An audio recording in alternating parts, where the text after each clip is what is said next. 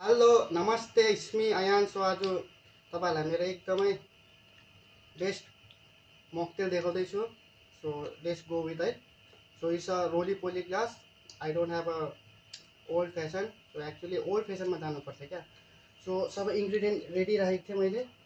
so as an ingredient first we have to rim the glass है टक्कै rim गरेँ अब मेरो पार स्टेसन भनेको यति नै हो है बारमा छैन अब धेरै कुरोहरू मैले मिस गर्दैछु अब साह्रै पर्दो रहेछ खासमा अब करियर चेन्ज हुँदा अब धेरै प्रब्लम फेस हुँदो रहेछ केटा मान्छेलाई साह्रै छ क्या अब जसोसुकै भए पनि अब मेरो साथीले टक्कै पक्रिदिइरहेको छ म सबैलाई देखाउँछु नि बादमा सो यसो गरेर चाहिँ हल्का एक्स्ट्रा सल्टै झारिदिनु पऱ्यो है झारेर चाहिँ अब यहाँ चाहिँ अब मेरोमा त्यस्तो अब एल्कोहल बनाउनु भएन हामी यस्तो बाहिर छ सो साह्रो पर्छ हो म यो टक्क मेरो पानी यस्तो ठिकै छ नि अब हेर त केटाहरू माथिरहेको छ हो मैले चाहिँ अब एल्कोहल हाल्नु सक्दिनँ so I will use water because water just 60 अन्दाज चाहिँ छ अहिले पनि 60 मा अलिक अब यो 45 भइदियो so it's a tomato juice so ज्यादा इन्ग्रिडियन्ट त्यस्तो केही होइन यसमा अब तपाईँको सल्ट रिम हुनुपर्छ vodka tomato juice salt Wester sauce अन्त टबास्को नभएर चाहिँ मैले यो अब हल्का green chilli 1 green chilli chop गरेको छु pinch of salt garnish with lemon and minute है सो आई विल पोर यस्तो बाक्लो छ हो सरी मैले होइन सेक गरिनँ मैले पहिला गरिसकेको थिएँ so it's a cocktail I don't have any ice and also just पुरानो दिनलाई अब याद गर्दै so it's recipe is very simple just pinch of salt Tabasco sauce होइन so I will use green chilli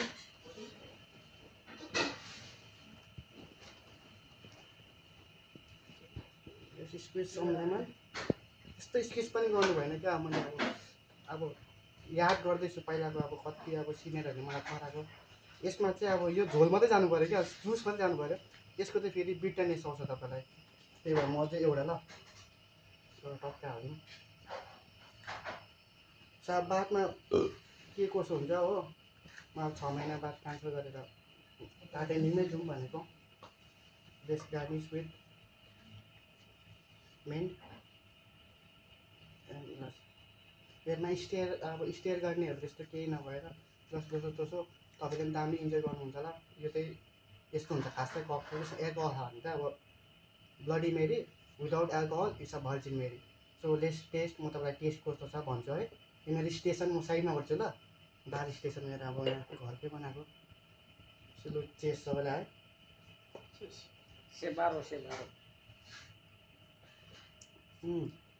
stair गरेको छुइनँ तर अब